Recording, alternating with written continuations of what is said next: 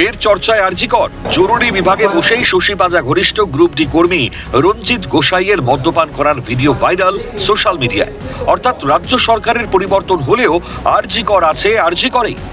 মদ, জুয়ার আড্ডা ও থ্রেট কালচারের পাশাপাশি কাদম্বিনী কাণ্ডের মতন বড় ঘটনা ঘটে যাওয়ার পরেও বিন্দুমাত্র অবস্থার পরিবর্তন হয়নি আরজি কর হাসপাতালের মতন নামী প্রতিষ্ঠানে।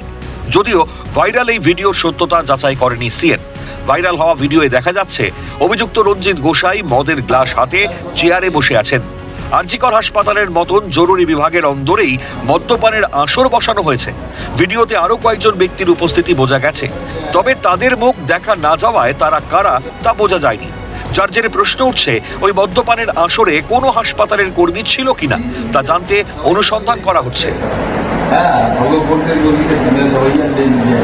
तीन दिन से नहीं खा लिया ना बोलेगा बेटा मेरा वाइफ थी मैडम मेरे को मानती शशि पाजा मैडम है उनका खूब क्लोज है। জানা গেছে আরজি করের ফ্যাসিলিটি ম্যানেজার হিসেবে দায়িত্বে ছিলেন রঞ্জিত। ভাইরাল ভিডিও সামনে আসতেই কড়া পদক্ষেপ গ্রহণ প্রশাসনের। তড়িঘড়ি তাকে সরিয়ে দেওয়া হয় ইউরোলজি বিভাগের গ্রুপ ডি অ্যাসিস্ট্যান্ট পদে। এই ঘটনাকে ঘিরে আরও একবার নতুন করে প্রশ্নের মুখে আরজি কর হাসপাতালের নিরাপত্তা ব্যবস্থা। কারণ কাদম্বিনী কাণ্ডে আরজি করের নিরাপত্তা নিয়ে প্রশ্ন উঠেছিল। শুধু তাই নয়, চিকিৎসক পড়ুয়া থেকে শুরু করে অন্যান্য কর্মীদের বিরুদ্ধে মদ্যপান করার অভিযোগ উঠেছিল হাসপাতাল চত্বরের ভেতরেই।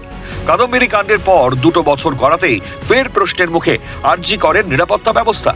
থ্রেট কালচার এখনো আরজি করে রয়েছে। বিস্ফোরক অভিযোগ বিজেপি বিধায়ক রত্না দেবনাথের। থ্রেট কালচার যে আগেকার আমাদের প্রাক্তন মুখ্যমন্ত্রী চালাতেন, সেই থ্রেট কালচার এখনো হসপিটালে রয়েছে। সেই থ্রেট কালচার তাদের এখনো প্রাক্তন মুখ্যমন্ত্রী কোনো স্টেপ তাদের বিরুদ্ধে নেননি, বরং যারা ভালো তাদের উনি থ্রেট দিয়ে যারা এই ক্রিমিনাল কাজের সঙ্গে যুক্ত তাদের আবার কলেজে ফিরিয়ে এনেছেন। সেই জন্যই এসব ঘটছে। হাসপাতাল চত্বরে মদ্যপান আইন বিরোধী কাজ। হাসপাতাল কর্তৃপক্ষকে মামলা রুজু করার আর্জি বিজেপি নেতা রিতেশ তিওয়ারি। আমি হসপিটাল কর্তৃপক্ষকে বলবো ইমিডিয়েট হসপিটাল প্রিমাইসেসের মধ্যে বসে মদ্যপান করা এটা একজন গ্রুপ ডি স্টাফের পক্ষে এটা সম্পূর্ণভাবে আইন বিরোধী। তার বিরুদ্ধে ইমিডিয়েট হসপিটালের আউটপোস্টে যেখানে তাদের বিরুদ্ধে মামলা রুজু করা উচিত এবং তাকে দৃষ্টান্তমূলক শাস্তি দেওয়া উচিত, যাতে ভবিষ্যতে এই ধরনের কোনো ঘটনা ঘটানোর কোনো স্টাফ সাহস না করে। এ প্রসঙ্গে নতুন রাজ্য সরকারের কাছে হাসপাতাল চত্বরে মদ, গাঁজার মতো নেশাদ্রব্য বন্ধের দাবি জানিয়েছেন সার্ভিস ডক্টর ফোরামের সাধারণ সম্পাদক ডক্টর সজল বিশ্বাস। সেই পুরোনো দিনে যে কালচার সেগুলো আজ একই রকম রয়ে গেছে।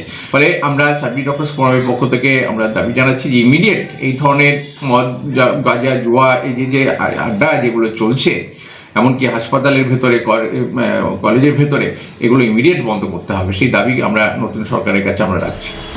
আরজি করের গ্রুপ ডি কর্মীরাই দালাল রাজ চালিয়েছে, অভিযোগ ডক্টর রঞ্জন ভট্টাচার্যের। এই যে গ্রুপ ডি কর্মী বা ফ্যাসিলিটি স্টাফ যারা রয়েছেন, এই যে এদের একটা ইনকিউবেশন পিরিয়ড চলছে আর কি। এরা দীর্ঘদিন ধরে তো এই জায়গায় দালাল রাজ চালিয়েছে এবং মদ্যপান করা, হাসপাতালে যে কোনো রকম কুকর্ম, দুষ্কৃতি করা এদের মুখদর্পণে এবং এদের থেকেই শুরু হয়েছে। একটা কাদম্বিনী হওয়ার পরও অবস্থার পরিবর্তন হয়নি আরজি করে। কাদের মদতে গ্রুপ ডি কর্মীদের এতটা বারবারন্ত? এই নেক্সাসের মাথাকে কতদিনে বেরিয়ে আসবে চাপা পড়ে থাকা সত্য? শুভজিৎ দে ও বিক্রান্ত রায়ের রিপোর্ট, ক্যালকাটা নিউজ।